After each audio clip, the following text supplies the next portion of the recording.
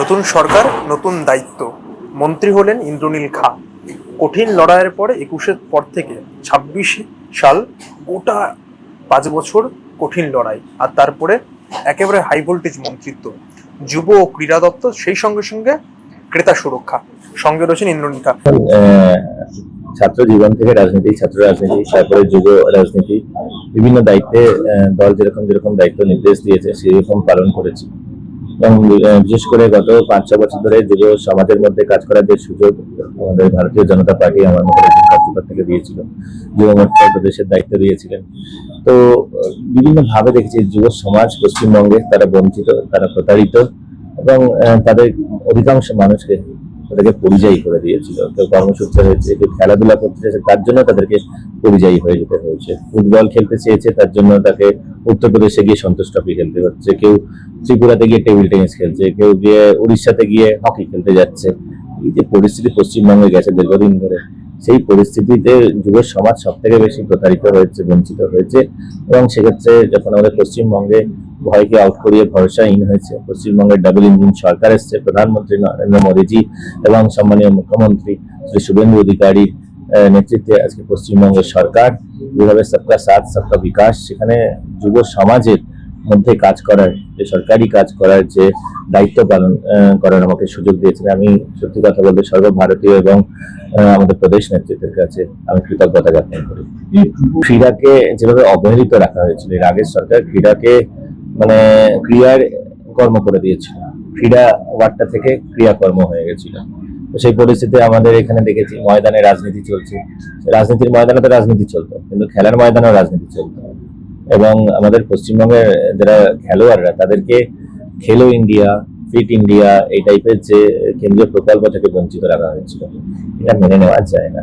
এবং সেই পরিস্থিতিতে পশ্চিমবঙ্গের খেলোয়াড়রা সব থেকে বেশি সাফার করেছে। তাই আজকে সবার আগে আমাদের ফার্স্ট হলো ইনফ্রাস্ট্রাকচার আপগ্রেড করা, এবং বিভিন্ন যে সরকারি যে সাপোর্টের মাধ্যম দিয়ে আমরা আমাদের খেলোয়াড়দের পাশে থাকবো, এবং খেলোয়াড়দের প্রত্যেককে একটা সিন্ডিকেট মুক্ত playing field, level playing field দেওয়া হবে, যাতে পশ্চিমবঙ্গে থেকে আগামী দিনে আমাদের কৃতি খেলোয়াড়রা গিয়ে ভারতবর্ষে রিপ্রেজেন্ট করার সুযোগ পায়, ভারতবর্ষে পশ্চিমবঙ্গকে রিপ্রেজেন্ট করবে, এবং ভারতবর্ষকে নীল জার্সি পরে ভারতবর্ষকে রিপ্রেজেন্ট করার বিশ্ব আঙিনায় সেই সুযোগটা পাবেন। এবং তার সাথে সাথে আমার বিশ্বাস যে আগামী দিনে অলিম্পিক, কমনওয়েলথ এবং এশিয়ান গেমসের বিভিন্ন পদক, স্বর্ণ পদক, সেগুলোও যেন আমাদের পশ্চিমবঙ্গের আগামী দিনে প্লেয়াররা পাবে। যদি রাজনীতি থাকে সব জায়গায়, সেখানে খেলোয়াড়রা রাজনীতি করবে না, রাজনীতি না খেলাধুলা করবে, এবং রাজনীতির শিকার হয়ে যেত।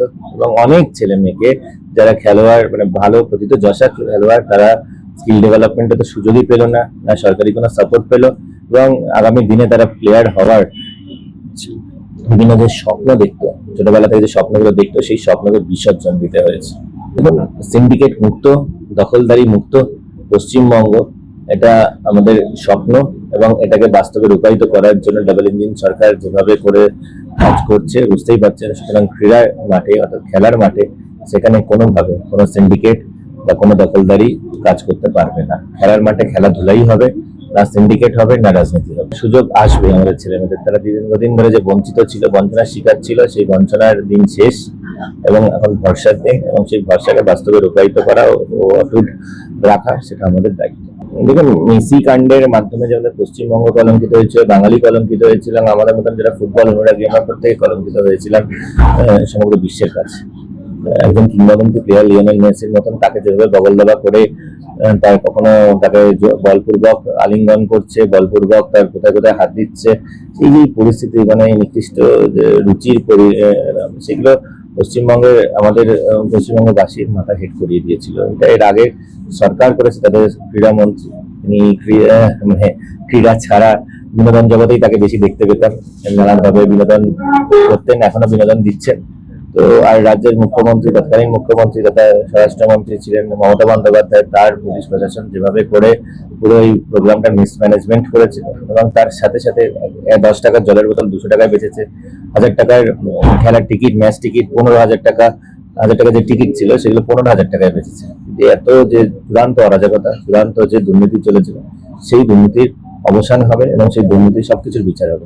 সাজানো আইন ভারতবর্ষের আইনের ঊর্ধ্বে না, জাহাঙ্গীরও ভারতবর্ষের আইনের ঊর্ধ্বে না, তো প্রাক্তন ক্রীড়ামন্ত্রী তিনিও আইনের ঊর্ধ্বে হবে না। ভারতবর্ষের আইন এর উপর আমরা ভরসা রাখতে পারি। আমাদের ভারতবর্ষের যশস্বী প্রধানমন্ত্রী নরেন্দ্র মোদী বিশেষ করে নারী, যুব, কৃষক এবং সমাজের বিভিন্ন পিছিয়ে পড়া মানুষের জন্য যেভাবে কাজ করেছেন এবং সবকা সাথ সবকা বিকাশ এবং সবকা প্রয়াসের মাধ্যমে যেভাবে করে ভারতবর্ষের টোটাল হোলিস্টিক ডেভেলপমেন্ট, সার্বিক ওভারঅল ডেভেলপমেন্টের দিকে নিয়ে গেছেন। আজকে আমরা বিকশিত ভারত হওয়ার স্বপ্ন দেখতে পাচ্ছি। ভারতবর্ষ জুড়ে বন্দে ভারত ট্রেন ছুটছে, প্রত্যেকের ঘরে ঘরে পানীয় জল পৌঁছচ্ছে। সেই ডেভেলপমেন্টের বলতে পারি আজকে একটা বিশাল বড় মাইলস্টোন, যে আজকে 12 বছর পূর্ণ হলো এবং যে সর্ববৃহৎ যে টেনিওর ওনার, যেটা আর কোনো ইলেক্টেড প্রাইম মিনিস্টারের নেই।